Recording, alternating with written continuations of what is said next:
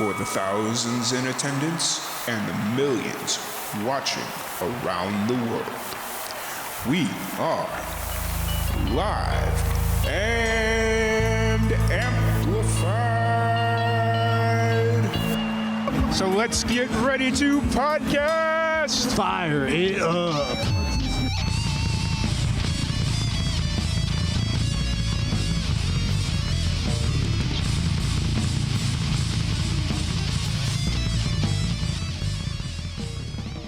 Welcome back to another live and amplified livecast. I'm your host, Tom Quiet, and we are back at it again with another cool podcast here at In a Jam down by the river. We are live from Mountain Breeze Campground, and I got my good old buddy Kevin Wayne Johnson, Back Row King. You know, you probably know him as either or, depending on where you follow him. So, how's it going today, man? You're going great, man. It's been a great morning so far. Yeah. So, you kind of, since the last time we had you on, I guess it's been a year. We've tried a couple of different times to do this. Mm-hmm. I feel like this has been the one podcast where it's like, oh, it's not going to work out this week. Oh, you know, and so. It happens. But we got it, so. Yeah, we're getting there. Oh. So, kind of walk me through the name change, brand change. What was kind of the thought process there? Well, really I was doing it under my full name, Kevin Wayne Johnson. And I was getting a little wary about having my full name out there in public like that.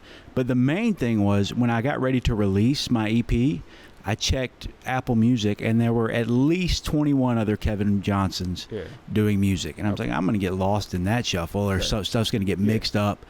So I'd kicked around the idea of the name change before, and it just seemed like the right time to do it. So I went with Back Row King. Mm-hmm. Everyone wants to say Back Road King, but it's Back Row, like the back row in church is how I say it. But it's a Catcher in the Rye reference is where it comes from. And I always just thought that was a really cool image, and I'd started a song with those lyrics in it, and but I just decided to, take it as my name. For sure. You know, it's one of those things where it's like, honestly, if people just started calling you Back Road King, it's kind of like, I mean, it's got a cool country. That works too, yeah. Cool that works thing, too. But then you got to rebrand everything. Yeah, like, I'm gonna stick with Back Row King for a while. For sure. Because then, you could see that on a billboard, or like when you're going, like if you're playing like a little bit bigger venue where they have like the marquee out front or whatever, you could see that on the marquee, and it makes sense. I like your vision. Yes, I like your vision. We're getting there. So you just released a whole bunch of music, didn't you? Yeah, I put out a 6-song EP. I released that at the end of August. Mm-hmm. And I didn't tell anybody. I just put it out there, and then Dustin found it when he was looking for stuff for the In a Jam. And he was like, dude, you released an EP and didn't tell anybody. I was like, I'm getting there. So, yeah, I officially announced it early September. Yeah. Who do you think you are, Beyonce? Yeah, just a surprise album, It doesn't work if nobody knows who you are. Right. Oh, so what was the thought process? Was it kind of just like, put it out, and then when you're ready to promote it, you'll promote it? Yes, that was the idea.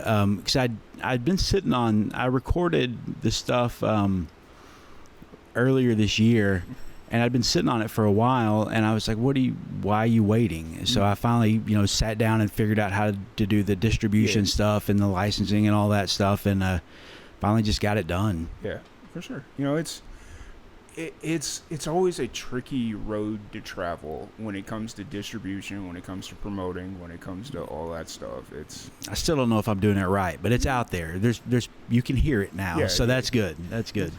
And that's where I tell people, if you don't know where to begin, just start playing shows and then tell people. Yep. That is the easiest way. It really is. It really is. Like, I mean, if you go to a bar and play, they're going to have their regulars, and if they're feeling what you're saying on the mic, to say, hey, and you'll get somebody off. Oh, yeah. So it's like just kind of starting from the... We're all doing it grassroots, It's just building it as we go, and that's what's so cool about it. Because you can't really rely on the social media, like promoting through social media. Like, I mean, you could promote through social media, but like paying like Facebook or something to boost your posts, it's like...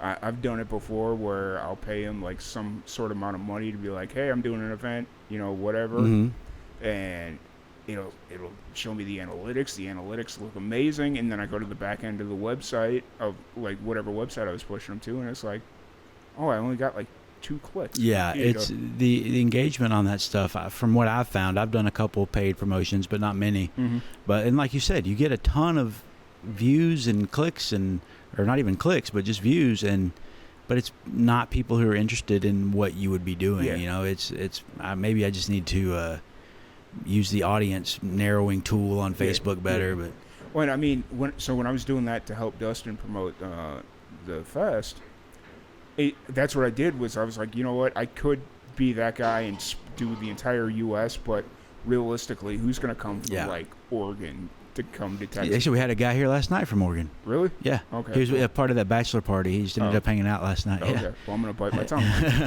But it was just like I'll do like a good part of like Central Texas and expand out. Just gotta keep it confined, because enough for it to be a good trip for a weekend, like if they go camping or whatever. And the analytics were really cool and whatnot. And, you got like 500 link clicks, all this stuff. And then you had people starting to be dicks in the comments. And I'm like... That's Facebook. Yeah. I mean, that's or social media in general. It's just it's horrible. Yeah. So you pulled in last night. This is your second year? Second, yeah. Last year was the first year. Second year. How was the vibes last night? Oh, it was fantastic, man. The whole day was just great. I got here super early and set up camp, and just once the music started and everybody started hanging out, it was just a really great night. Yeah. I wasn't sure what to expect when I pulled in at noon. I was just kind of expecting to see a bunch of people in their RVs day drinking already, and then I realized, I was like, oh wait, it's Wednesday. Nobody's day drinking right now. Yeah. Yeah, everybody was pretty calm for the most part. Yeah. As the night went on, it got a little looser, but yeah, the music was great. Everybody that played yesterday was fantastic, and I was glad to see it. Nice. That's really cool. And then, so obviously you just released your EP. You calling it an EP or an album? Or EP, yeah, EP? It's 6 songs. So you just released your EP. Are you looking at the next? Are you already working on the next stuff, or are you just kind of trying to get this out? I'm playing around with some different ideas. I've got some older stuff that I recorded when I just started with a friend of mine, and I want to release some of that. I'm trying to figure out the best way to do that. And I'm just, I would like to do a full length soon. I want to get a few more songs that I'm working on completed for that project. But just kind of ride this one for a little bit and see what kind of traction it gets, and then go from there. Yeah, for sure. Is there a song that you're currently... when we were hanging out yesterday before everything kind of kicked off, I saw you noodling around with a couple of things when... who were you talking to? Who was the guy that came over? I can't remember his name now. We were sitting over here. It was you, me, Aaron, and your buddy... Oh, Nathan. Nathan Barker. I was sitting there, I was like, I knew it was Barker, but what's his first name? Yeah. Were you were noodling around on something? Yeah, I've just got a few different ideas. I think like any songwriter does, you've always got a few ideas that you want to do something with. Yeah. You just haven't quite figured it out yet, you know. But there's something there that you want to. What do you think's holding you back on like that specific? It's my writing style is it kind of comes and goes. You know, I would love to be a disciplined, sit down every day writer who writes, like from, I get in the office at 8 o'clock and write until 4 o'clock or whatever it is. But I don't want to say I write just when inspiration strikes, because that's not necessarily the case, but I just don't always feel like doing it, you know? And so that's a big part of it. And just sometimes you just can't figure out, like you'll have a cool idea, but it's hard to figure out what to do with it, you know? You're like, oh, I really like this riff, but where do I go from here, you know? And then 6 months later, a year later, like I've been going through notebooks lately just cleaning stuff out, and I'll find like snippets of lyrics, and I'm like, you should do something with that. Like that's a good start, you know? See, I wish I wrote stuff down more, because like I've forgotten more stuff than I remember. I've got to write down everything these days, man, and I blame the phone. Yeah. It's one of those things where it's like, I got an idea for a new series, I got an idea for videos and all this stuff, and it's like, it's almost gotten to that point where if I don't remember it, I must not have been that passionate about it. Because there's some stuff that sticks around. Yeah. So it's just, I think writing everything down is a good idea. You know, even if they're not ideas you do anything with, at least you made an effort, and there may be something there later, you know, like. Yeah, you never know because your mood might change, your situation might change, in something that you wrote down 2 years ago that didn't mean anything to you then. It's like, oh wait, that was very deep. Let me see where this is at. So that's really cool. And so you're kind of just sitting on a lot of ideas, writing. Yeah, just writing. I try to at least play every day and try to come up with something every day, but it's not always there. But just keep doing it is the big thing. Like, sometimes I fall into the trap of not doing it, and I'm like, oh, I miss doing that. Like, why don't I do that more often? So you're born, raised Texas from. Yes. I'm going to mispronounce the hell out of the name. Cranfall's Gap. Cranfall's Gap. I was going to call it Grandpa's Gap. A lot of people do. You're not the first. So I'm pretty sure we talked about this last time, but growing up there, was it just pretty standard upbringing for you? Or? Yeah, it was. It's a small town, about 300 people on a busy day. But yeah, it was really cool. It was just I really enjoyed growing up there, and I enjoyed living there. I'm thankful I grew up there. Granted, there wasn't a lot of music around growing up because, Waco was the closest big city. Yeah. That's where you go to buy music, and it was an hour away, and you didn't go an hour away every day, you know. So the internet really opened my, when that came out, I was like, oh, I can get any music I want, so that was cool. That explains why I don't like going to the freaking grocery store on Saturdays and Sundays, because when I was living out in New Mexico, it was like that, where the farmers would come in town on Saturdays and Sundays because it was an hour and a half, sometimes 2 hours to get into town. And so unless you got there at like 8 in the morning when they first opened, you were going to be waiting in line for a couple of hours because, the farmers were in town. Yeah. So got to make your weekly supply run. Yeah. And hitch up the wagon and take Pa to town. Right. I couldn't imagine actually living like that, because it's like I go to the grocery store like every other day just because I like having fresh food. So it's like I don't like letting stuff sit. Yeah. So I'll buy like a smaller portion just to have it fresh. So yeah, it makes sense. It's nice to have modern amenities, you know. Oh, so now you're based out of Clifton, right? Yes. Okay. And you're just playing music, or where are you kind of at now? Are you playing shows constantly? Playing shows. I kind of took a break from booking shows for no real reason. I just kind of, I don't know, for lack of a better word, got kind of tired of doing it. But I was still playing and still writing, and that was part of getting my stuff released. Was I was kind of focused on that. And but I'm back to booking now, and I've been staying pretty busy this month and got some more booked out, and just trying to do it as much as possible. I've got a day job like a lot of us do, so that takes up a lot of my time, but still trying to do the music as much as I can because I love doing it. I'm getting McGregor flashbacks right now. They're tuning up or they're queuing up the sound system out there, and I heard the rumble. It sounds like SpaceX doing their test rockets over in McGregor. Man, we can hear those like in the Gap sometimes. It's crazy how loud those things are. Like I was sitting. Maybe we can't hear in the Gap. That may be an exaggeration. You could feel the rumble. Yeah. Like because I live over by the airport in Waco there, so where like the community college is. I live over there, and on the right day, you could just feel that rumble. Yeah. And it's like, damn, that's rough. It's powerful. Yeah. But so we're sitting here at in a jam down by the river. They're queuing up the music. I can feel here we go. It's getting ready to start here. What are you looking forward to this year? Man, just hanging out with everybody. That's what was so cool about yesterday. You get to see friends you don't get to see that often, especially if we're all playing. Like, it's hard to keep up because you're like, oh, I'm here tonight. Oh, I'm over here tonight. So you just kind of see each other sporadically. But just getting to hang out, it's just like summer camp. Yeah. It's just seeing all my friends and learning new musicians who I haven't heard before, hearing new songs. That's always exciting. So just hearing stuff I haven't heard, and listening to people that I have before. Yeah. It was I had the experience last year coming, and I was like, I'm gonna go check out all these new people that I met. I'm gonna go check out their music. I'm gonna go see them perform live. They're all within relative driving distance. I think I made it to one show this year. It's because it's like doing the podcast and all that stuff, it's like most people do it on Friday nights, but then you also got live shows on Friday, so it's like I can't really do it all. Yeah, it's tough, man. It's tough to schedule all that stuff.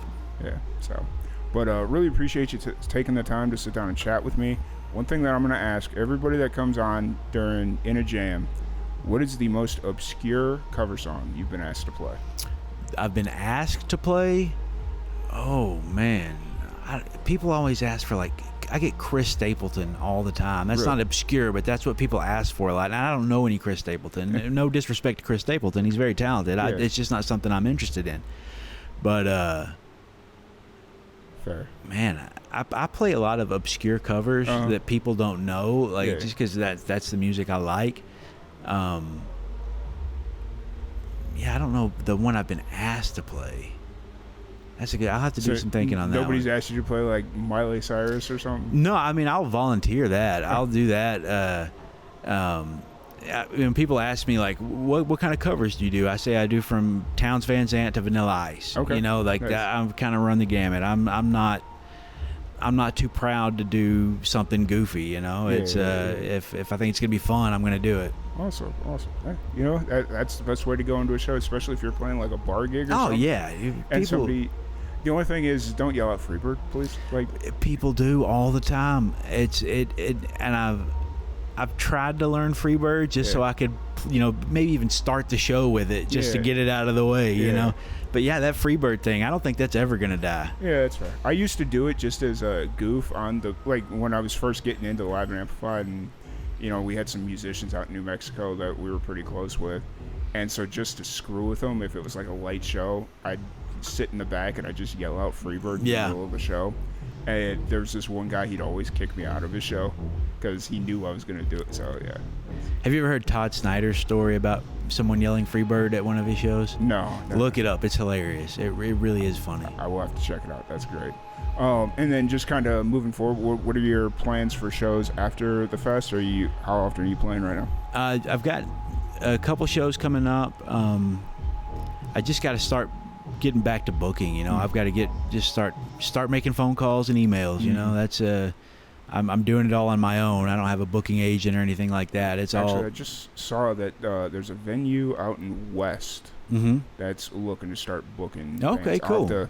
It's in I think it's in the Waco music scene group. I think I saw that. It was like a coffee shop. Yeah, maybe? something like that. So might be worth checking out. Yeah, I'll definitely check it out. Coffee shops aren't usually known for being the biggest paying gigs. Oh no, but it's still, it's anytime you get to play, it's fun. How far is West from you? Is that close? It's a little over an hour. Okay. Yeah. Okay. I went up there a couple weeks ago, right after West Fest, to pick up some sausage and whatnot. Because I've lived there for 4 years. I never been to West. West wasn't just a place that I was like, I'm gonna go to West today. Sure. And I went to they had a press party or something for the what was it, the rodeo, the West Rodeo Fair. Yeah, the West Rodeo. And we had some of the what's the famous sausage company that's right there in West? Slovaceks. Yeah. There you go. Yeah. And I was like, man, this is really good. So I went all the way out to West to get them. They're like, you can get this at HEB, right? And I'm like, son of a bitch. Well, you got to see West, though. Yeah. You got to make a trip. That's always fun. I went to a gas station in West. Worth it. Yeah. Worth it. But it was cool. So really glad to have you on. If anybody wants to check out your music, your new EP, shows, any of that fun stuff, where's the best place to find you? Best place to connect with me is on Instagram. That's where I'm most active on the social medias, and that's at BackRowKing, BackRowKing. Nice. And you can find, if you search that on Apple Music, Spotify, Amazon Music, any of those, or YouTube, it's all out there. So yeah, just BackRowKing wherever music is stolen. Awesome. Yeah. Awesome. Cool. Well, once again, thank you so much for joining us. I'm glad we got this one in the can. We'll have to do something soon. Definitely, man. Thanks for having me. Get you. I guess you're not afraid to drive out to Waco, so. No, I'll make the drive anytime, awesome. Man. Once I get the setup a little bit nicer, because right before the pandemic, I had some band from. I thought they were local in Waco, but come to find out, they drove all the way from North Dallas to come down to do the podcast. And I was like, wait, what? You know, we were talking because Yeah. I was new at that point, so I didn't really know where anything was. Yeah. And come to find out, they drove from North Dallas, and it was just basically 3 mics and me sitting on the couch, and I'm like, oh, this is really awkward. Hey, that works, man. I'm sure they had a good time. Yeah, it was cool. So, but once again, thank you so much for hanging out with us. Really appreciate it. Thank you. Yeah, absolutely. And we'll see you guys later.